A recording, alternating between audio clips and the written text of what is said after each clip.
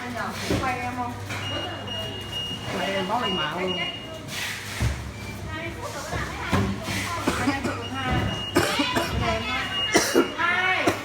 Wow, anh có kêu em đẹp gái anh vừa chụp em đó.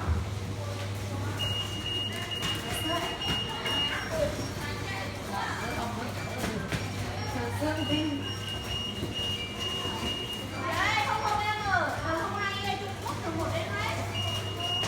Anh chị.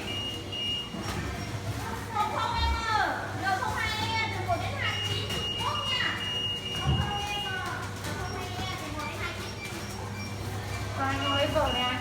Ừ? Anh có lấy vợ đi. Từ từ với lo. 34 tuổi gì?